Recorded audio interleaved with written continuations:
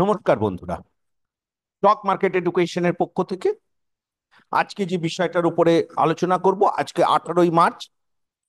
Nifty প্রায় 300 point ওপরে। তাহলে কি সত্যি নিফটি এই পতনের হাত থেকে রক্ষা পেল, না নতুন ভাবে মানুষের ইনভেস্টমেন্টকে ওপরে আরেকটু ওপরে আটকে দিয়ে মার্কেট আবারও নিচের দিকে যেতে পারবে?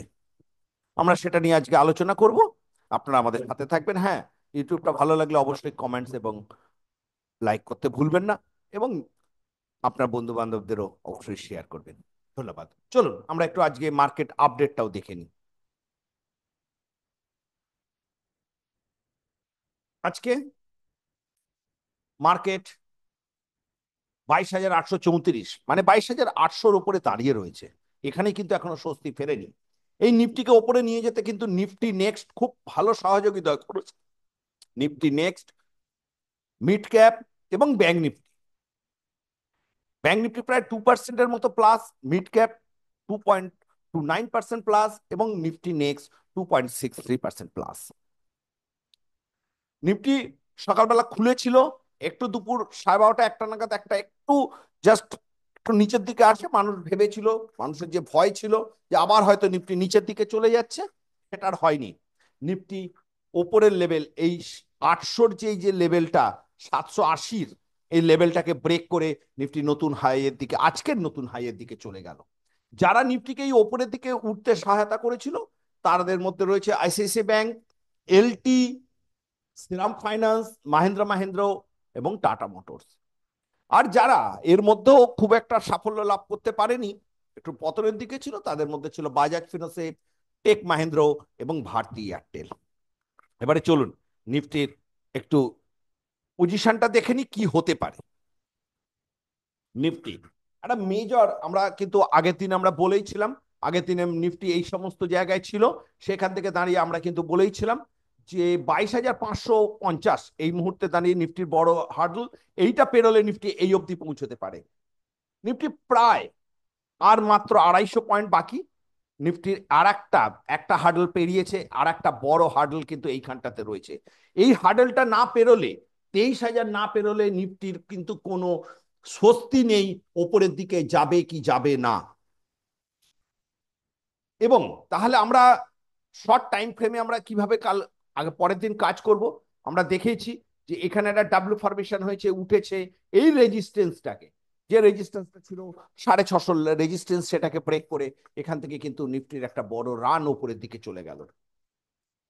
এইটা আছে নিফটির দিকে কিন্তু নেক্সট বড় ভাইটাল 22,994, মানে প্রায় 23,000-এর মতো। এই জায়গাটা নিফটির কাছে একটা বড় চ্যালেঞ্জ। যদি এই চ্যালেঞ্জটা না নিতে পারে এবং নিফটি যদি পড়ে যায়, তাহলে কি হবে? নিফটির কিন্তু এই যে জায়গাটা, এই জায়গাটা এই মুহূর্তে একটা 22,580 কিন্তু নিফটির ক্ষেত্রে একটা বড় সাপোর্টের কাজ করছে। বারবার বলে রাখছি, 22,580 একটা নিফটির ক্ষেত্রে বড় সাপোর্ট। সেই সাপোর্টটা নিয়ে একবার উঠতে পারে, কিন্তু সাপোর্টটা ভেঙে গেলে কিন্তু আবার সেই 22,000-এর দিকেই নিফটিকে নিয়ে আসবে। তাহলে এই যে সাপোর্টটা তৈরি হয়েছে, এটাকে ব্যাংক নিফটি কিরকম পারফর্ম করবে আমরা একটু দেখে নিই। ব্যাংক নিফটি কিন্তু খুব শার্পলি পারফর্ম করেছে। আমাদের যদি ডে ক্যান্ডেলের মধ্যে আমরা দেখি, সেক্ষেত্রে কিন্তু একটা খুব সুন্দর বাউন্স একটা এসছে। কিন্তু বাউন্সটা আসলেও হবে না, ব্যাংক নিফটির ক্ষেত্রেও কিন্তু সেই উপরে সবাই রেজিস্ট্যান্স হিসেবে কিন্তু এই সমস্ত জায়গায় কিন্তু 50,100, 50,200 এই লেভেলটাও কিন্তু ব্যাংক নিফটির ক্ষেত্রে একটা রেজিস্ট্যান্সের কাজ করছে। সুতরাং একটু ভেবে চিন্তে ইনভেস্ট করা উচিত। আমাদের এডুকেশন পারপাস আমরা একটা পজিশন দিয়েছিলাম, আমরা ভিবিএল এর এই লেভেলটা যখন ও ব্রেক করছে, এই লেভেলটা 88 লেভেল থেকে আমরা একটা ব্রেক, মানে লাইন চার্টের যে ব্রেকআউট হয়েছিল সেই প্যাটার্ন ব্রেকআউটের মধ্যে দিয়ে আমরা একটা বাই কল দিয়েছিলাম পিওরলি এডুকেশন পারপাস। সেটা কিন্তু এতটা গেছে। আপনারা যদি শুধু লাইন চার্ট দেখে একটু স্টাডি করেন, যেটা আমরা আমাদের এডুকেশন প্রোগ্রামে শেখাই, তাহলে কিন্তু আপনারা অনেক ভালোভাবে কাজ করতে পারবেন। এবং কালকে আমরা জোম্যাটোকেও আমরা বলেছিলাম যে কিছুটা হলো বাই নিয়ে যান। জোম্যাটোতে আমরা দেখেছিলাম ঠিক এই প্যাটার্নটাকে যখন ও ভাঙছে, মানে জাস্ট এই 6-এর ওপরে, মানে আমরা একটা 1 আওয়ারে এরও আমরা ছোট ছোট লাইন চার্টের মাধ্যমে আমরা প্যাটার্ন দেখতে পারি। আমরা কিন্তু আমাদের ইউটিউবে আমরা চেষ্টা করছি আপনাদের মধ্যে সেই ইমপ্লিমেন্ট করার, সেই চিন্তা ভাবনা ইমপ্লিমেন্ট করার। যেখানে আপনি লাইন চার্টের মাধ্যমে একটা স্টককে কিভাবে প্রেডিকশন করবেন। এটা যদি আপনাদের শেখার ইচ্ছা থাকে অবশ্যই আমাদের এডুকেশন প্রোগ্রামে যোগদান করবেন। আমাদের ডিটেলস কিন্তু আমাদের ডেসক্রিপশন বক্সে দেওয়া থাকছে। আমরা কিন্তু দেখুন জোম্যাটোকে ঠিক এই জায়গা থেকে, যেই জোম্যাটো ব্রেকআউট করলো, সেখান থেকেও কিন্তু একটা ভালো জায়গায় চলে গেছে। এবারে আমরা আসছি যে এই যে ওপরে উঠেছে, তাহলে কোন কোন স্টক কিভাবে আর কি আমাদের এই উঠতে সহায়তা করবে। দেখুন কন্টিনিউ বেড়ে যাচ্ছে কোটাক ব্যাংক। এইখানে কেউ নতুন করে বাই নেবে না, lifetime high. Market lifetime high নয়, কিন্তু Kotak bank lifetime high. যে কোনো সময় একটা প্রফিট বুকিং আসতে পারে এখানে। যদি বাই চান্স এই লাইফ টাইম হাইতে গিয়ে প্রফিট বুকিং আসে, তাহলে কিন্তু এটা প্রায় এখান থেকে 100 থেকে 150 পয়েন্ট পড়ে যেতে পারে। আইসিআইসি ব্যাংকও খুব উঠেছে, কারণ এরাই নিফটিকে ওপরের দিকে নিয়ে গেছে, তার সাথে যোগ্য সংযোগ দিতে পেরেছে একটু হলেও। কিন্তু স্টেট ব্যাংক কিন্তু এখানে একটা ডাব্লু ফরমেশন করলো। আমরা যেটা বারবার বলেছি যে ডাব্লু ফরমেশন খুব ইম্পর্টেন্ট। তারপরে হচ্ছে টিসিএস কিন্তু এই জায়গাটা তো এখনো দাঁড়িয়ে রয়েছে ডবল বটম করে। টিসিএস যতক্ষণ না 3600-র ওপরে রান করতে পারছে, ততক্ষণ টিসিএস এর কিন্তু ওপরের দিকে কোনো ট্রেন্ড দেখা যাচ্ছে না। আমরা কিছু কিছু স্টকের উপরে জাস্ট আমরা একটু করব। সেখানে এখন কিন্তু বাজাজ অটো এবং মারুতি দুটোই কিন্তু একই একটা পজিশনে দাঁড়িয়ে গেছে। সুতরাং এই পজিশন থেকে ওদের একটু ওয়েট করতে হবে। এবং আমরা যদি কল্যাণ জুয়েলার্স কেও দেখি, Kalyan Jewellers still now in down trend. Overall মার্কেটের মধ্যে কিন্তু এখনো ট্রেন্ড সেইভাবে একটু উপরে উঠেছে বলেই যে মার্কেট উপরেও হয়ে যাচ্ছে, এটা ভাবার কিন্তু কোনো কারণ নেই। তার সাথে সিপলাও এখান থেকে একটা ডবল বটম করে একটা উঠেছে। এই যে ডবল বটম এখানে তৈরি করেছিল, এইখান থেকে প্রায় 1400 লেভেল থেকে বাই ছিল, সেখান থেকে 1500 লেভেলে পৌঁছে গেছে।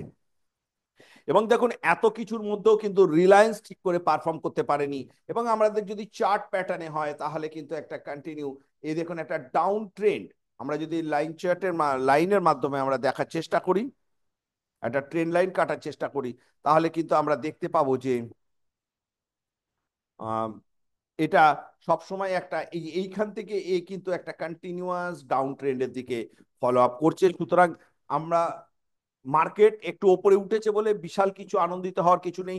মার্কেট একটু 23,000-এর উপরে সাস্টেন করতে দিন, তারপরে ডিসিশন দেব। হ্যাঁ, তারপরে কি হবে। এবং আমরা রোজই চেষ্টা করব কিছু না কিছু স্টকের উপরে কিভাবে মার্কেট কোন দিকে যেতে পারে সেটার উপরে আলোচনা করার। আপনারা অবশ্যই থেকে যাবেন। এবং আমরা যে রেকমেন্ডেশন দিই, রেকমেন্ডেশন আমরা বলবো না, আমরা এডুকেশন পারপাস যে কল দিই, কারণ আমরা সেবি রেজিস্টার্ড নই। এটা আমাদের ডিসক্লেমার। আপনারা যারা ট্রেড করবেন নিজেদের কোনো ফাইন্যান্সিয়াল অ্যাডভাইজারের সহায়তা নেবেন। আমরা শুধু এডুকেশন পারপাস যে প্যাটার্ন দেখে এইভাবে কোনো স্টক উপরের দিকে যেতে পারে কি নিচের দিকে যেতে পারে সেটা বলি, আমরা কিন্তু বাই বলি না। আমরা লোকে ওয়াচ করতে বলি যে এই স্টকটা এর ওপরের দিকে গেলে কি হবে না হবে। এবং আমরা পরবর্তীকালে আমরা আসবো, আপনারা একটু খেয়াল রাখবেন, আমরা ইটিএফ এর উপরে নতুন ভাবে ভিডিও করতে চাইছি, ইটিএফ দিয়ে কিভাবে সুন্দরভাবে ইনভেস্টমেন্ট করা যায়। সুতরাং আপনারা আমাদের সাথে থাকবেন। অ, আপনাদের দিন শুভ হোক, এটাই স্টক মার্কেট এডুকেশন প্রার্থনা করে। নমস্কার।